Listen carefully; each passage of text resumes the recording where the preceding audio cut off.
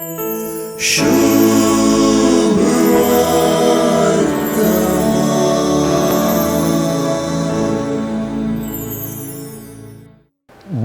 दशमांश जावं शेतांतल्या पिकाचो जावं रुखांच्या फळांचो सर्वेच पराचो म्हूण लेखूंक जाय.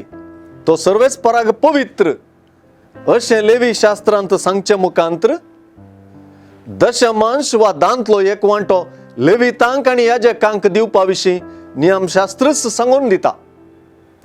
गणना आनी द्विती नियम पुस्तकांती हे विशीं उल्लेख आसा.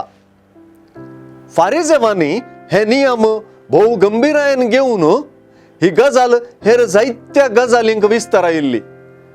देखूनच जेजू फारिजेवांनी वडतालांव सदाब आनी आलो पालो सयत दशमांश जावन दिवचे विशीं उल्लेख करता.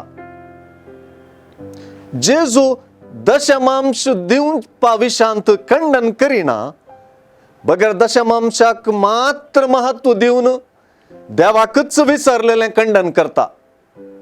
देखूनच तो नियमशास्त्राचें केंद्र आसच्या न्यायनितीची आनी देवाच्या मोगाची तुमकां पर्वा ना म्हणटा.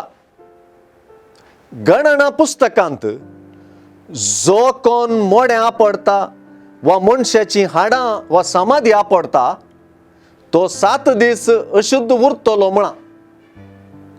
जेजू तुमी स्मारक गुर्त नासलेल्या मेल्ल्यांच्या फोंडा परी ते फोंड म्हणून कळनासतना लोक तांच्या वयल्यान गुड्डावन चलता म्हणच्या मुखांतर सर्व आपुरबायेचे दिसच्या फारिजेवी पडद्या फाटल्यान आसो अपाय दाखोवन दिला.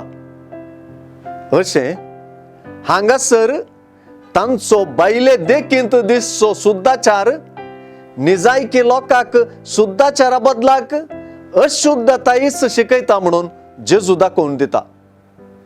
देखूनच फारिजेवांचे जिनये पडद्या फाटल्यान न्यायनितीची आनी देवाच्या मोगाची पर्वा नासलेले वरवीं भितरल्यान तुमचे अंतस्करण लुटीन आनी स्वार्थान भरला म्हणली जेजूची उतरां भौशीद आसात तांकांय आनी भौशा आमकांय.